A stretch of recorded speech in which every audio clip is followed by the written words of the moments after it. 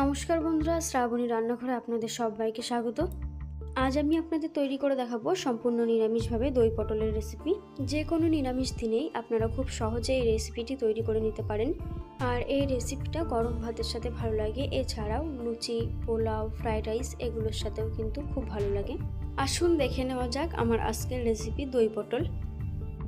দই পটল বানাবার জন্য সবার প্রথমে পটলের খোসাগুলো ভালো করে ছাড়িয়ে দুই সাইড এইভাবে আড়াআড়ি করে কেটে নিয়েছি। আমি পটলের খোসা অল্প অল্প করে ছাড়িয়ে নিয়েছি, আপনারা চাইলে গাটা চেঁচে নিয়েও করতে পারেন। এবার পটলের মধ্যে দিয়ে দিচ্ছি খুব সামান্য লবণ আর খুব সামান্য পরিমাণে হলুদ গুঁড়ো। লবণ আর হলুদটা ভালো করে মাখিয়ে পটলগুলো 5 মিনিটের মতো রেখে দেব। এবার একটা বাটিতে নিয়ে নিচ্ছি 1 চা চামচ জিরে গুঁড়ো, 1 চা চামচ ধনে গুঁড়ো আর এর সাথে নিয়ে নিচ্ছি 1/2 চা চামচ লাল লঙ্কার গুঁড়ো।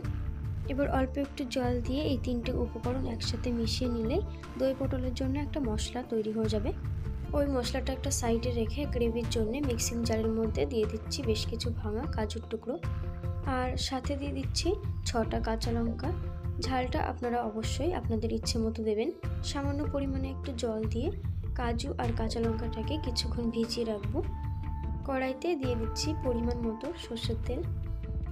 তেল গরম হয়ে গেলে দিয়ে দিচ্ছি লবণ হলুদ মাখিয়ে রাখা পটলগুলোকে মিনিট 4-5 সময় ধরে একটু ভেজে নেব। 4-5 মিনিট সময় ধরে মিডিয়াম ফ্লেমে পটলগুলো ভাজা হয়ে গেলে পটলগুলো উঠিয়ে আলাদা একটা পাত্রের মধ্যে রেখে দেব। পটলগুলো উঠিয়ে নেওয়ার পর ওই একই তেলের মধ্যে ফোড়নের জন্য দিয়ে দিচ্ছি 3টে ছোট এলাচ, 2 টুকরো দারচিনি ও 1টি লবঙ্গ।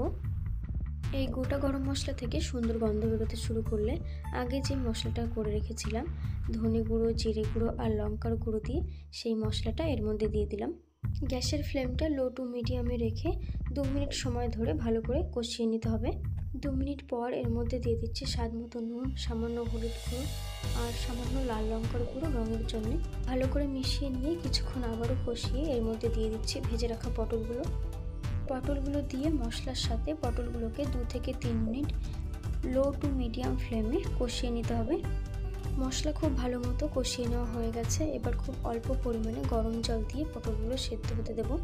খুব বেশি জল দেওয়ার দরকার নেই, খুব অল্প পরিমাণে জল দিয়ে সেদ্ধ হওয়ার মতো জল দিতে হবে। এবার ঢাকা দিয়ে পটলগুলো সেদ্ধ হওয়ার জন্য অপেক্ষা করব। অপরদিকে মিক্সিং জারের মধ্যে যে কাজু আর কাঁচা লঙ্কাটা ভিজিয়ে রেখেছিলাম সেটার একটা মিহি পেস্ট আমি তৈরি করে নিয়েছি। এবার এই কাজু আর কাঁচা লঙ্কার পেস্টের মধ্যে দিয়ে দিচ্ছি 2 টেবিল চামচ টক দই। এবার এই সমস্ত কিছু দিয়ে আবারও একবার মিহি পেস্ট তৈরি করে নেব। আর এদিকে ঢাকাটা খুললাম। পটলগুলো সেদ্ধ হয়ে গেছে। সেদ্ধ হয়ে যাওয়া পটলগুলোর মধ্যে এবার দিয়ে দিলাম টক দই, কাজু বাদাম আর কাঁচা লঙ্কার পেস্ট। গ্যাসের ফ্লেমটা এই সময় একদম লোতে রেখেছি।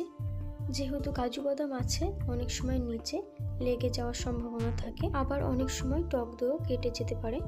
সেই জন্য এই সময় গ্যাসের ফ্লেমটাকে একদম লোতে রাখবেন।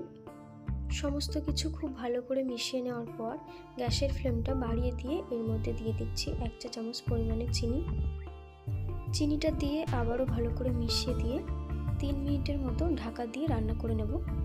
আর এই সময় কিন্তু গ্যাসের ফ্লেমটা মিডিয়ামে রেখে রান্না করে নেবেন। 3 মিনিট পর আমি ঢাকাটাকে খুলে দিলাম। দেখুন গ্রেভি থেকে খুব সুন্দর ওপরে তেল ভাসতে শুরু করেছে।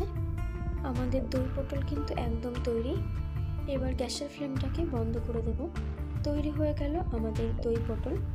এবার এটা গরম গরম ভাতের সাথে পরিবেশন করব। আর এটা গরম ভাত ছাড়াও রুটি পরোটার সাথেও কিন্তু খেতে খুব ভালো লাগে। আর এছাড়াও নিরামিষ দিনের জন্য এই রেসিপিটা বানিয়ে পোলাও বা ফ্রাইড রাইসের সাথেও সার্ভ করতে পারেন। রেসিপিটি কেমন লাগলো কমেন্টে অবশ্যই জানাবেন। যদি ভালো লেগে থাকে তাহলে আপনারাও বাড়িতে একবার এইভাবে ট্রাই করে দেখতে পারেন। তাহলে আজকের মতো এই পর্যন্ত। আমি আবারও হাজির হয়ে যাব নতুন নতুন রেসিপির সঙ্গে। ততক্ষণে সবাই খুব ভালো থাকবেন, সুস্থ থাকবেন। ধন্যবাদ।